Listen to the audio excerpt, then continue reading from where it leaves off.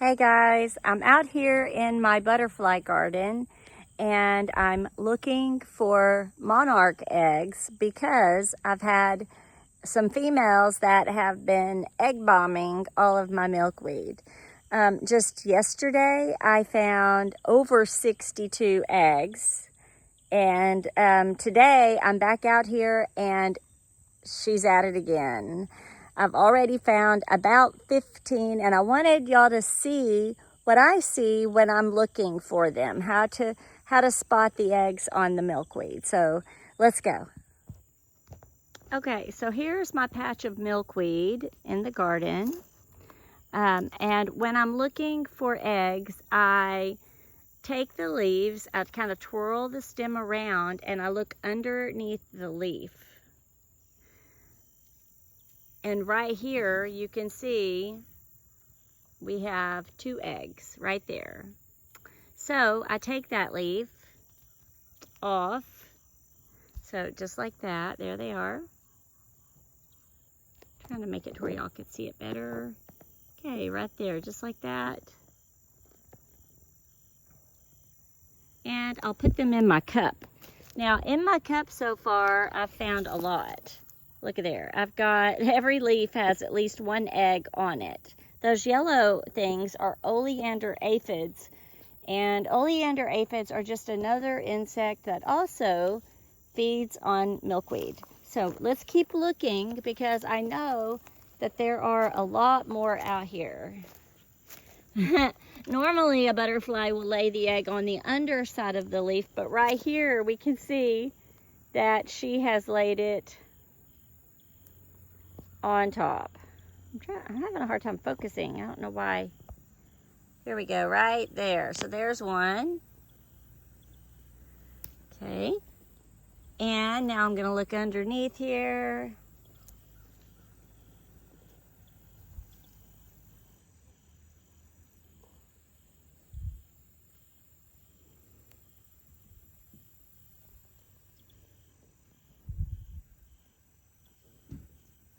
I don't see any more right here. Let's see. Okay.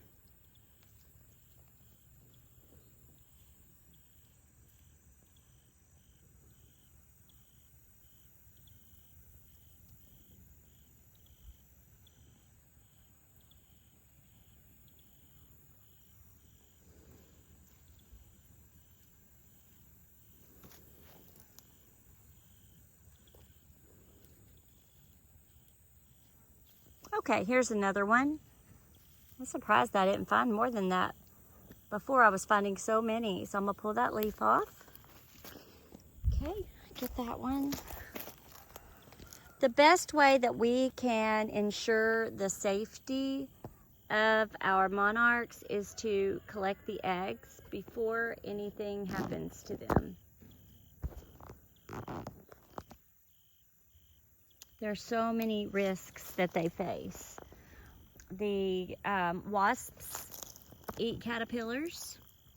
The stink bugs will stab them and suck out their juices with their proboscis. I guess that's what it's called. I really am not sure.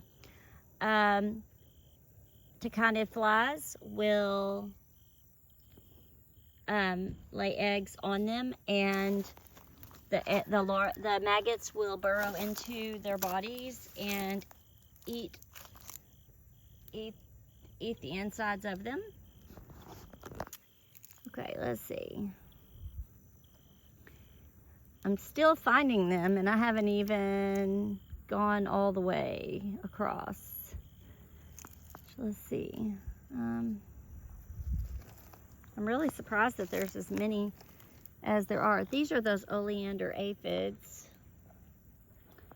And a lot of people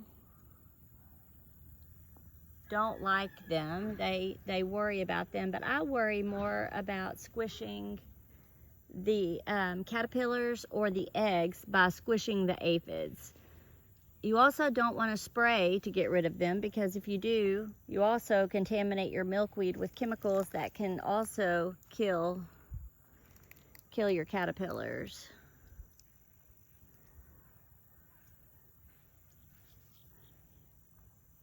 Okay, let's see. Here's another one. Let's come over here.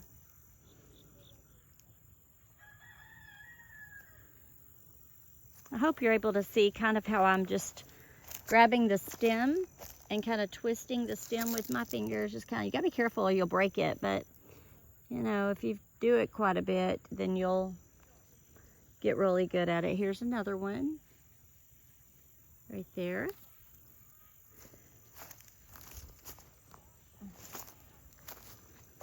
Oh my goodness, I'm probably up to, with the 60 something yesterday and now these, literally I'm probably up to 90 at least. Oh my goodness.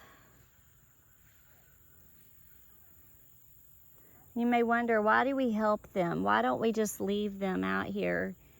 And the answer to that is only 5 to 10% of monarchs survive in the wild. And if you think about that, that's 1 or 2 out of 20 survive in the wild. And to me, those are just terrible numbers. This year, the monarch population has gone way down. Oh, there's one right there. It's gone way down, and it's almost as low as the all-time low. So I'm really worried about them. I don't want them to go extinct in my child's lifetime or my grandchildren's lifetime. And pretty much what I'm talking about, and I think it's what most people are worried about, is the migrating monarch. You know, I'm not saying that they would all go extinct, because there are some in other countries. We have some in Florida and other places that don't migrate. But the monarch that migrates from North America, from Canada and the United States down to Mexico, those are the ones that we are worried about the most right now. Okay, well, okay, one more little spot right here.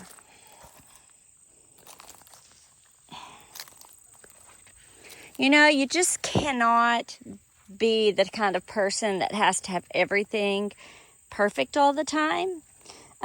These storms that we just had caused you can tell my ironweed is like sideways. A lot of things out here are just a mess. But the butterflies don't care. Oh, there's one.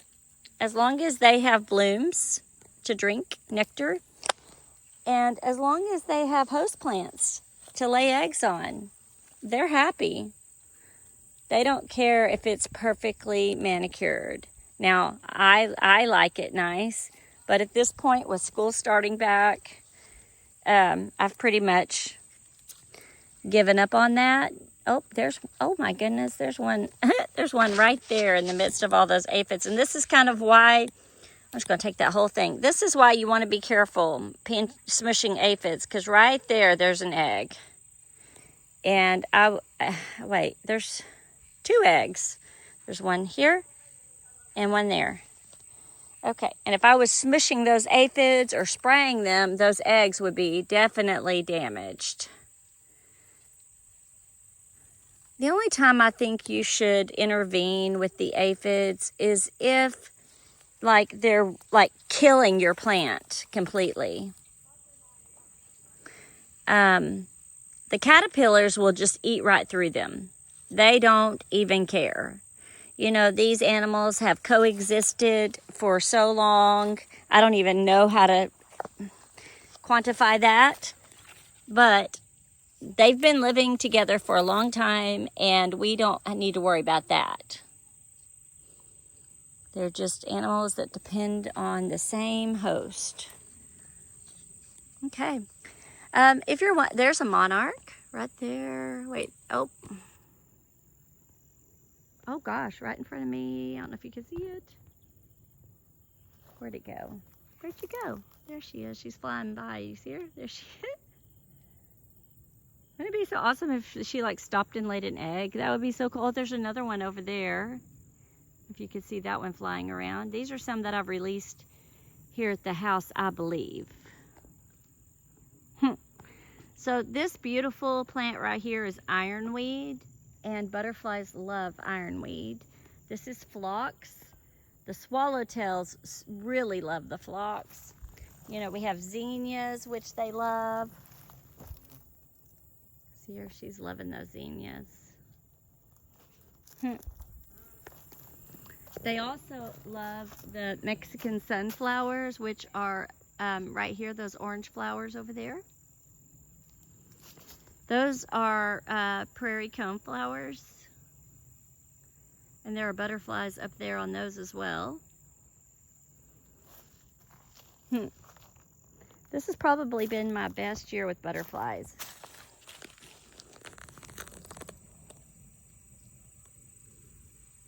Here's a swallowtail. That's a pipevine right there. I also have had a giant fluttering around here today. It's really awesome. Look at that beautiful electric blue. Okay, so I'm going to end it there. I just wanted to bring y'all on this journey with me, collecting eggs in the garden, and to spend a little bit of time talking about why it's important. What I'll do next is I will cut little squares around the eggs where I can and put them on a wet paper towel inside a container with a lid. And when they begin hatching, I will start taking care of those little caterpillars. Some of them I'll have at school. Kids are going to raise them, and some I'll keep in tents and feed them stems. It's going to be a great adventure, and I'll be sure to post some videos to help you learn how to do this yourself if that's something that you're interested in. Okay, see you next time.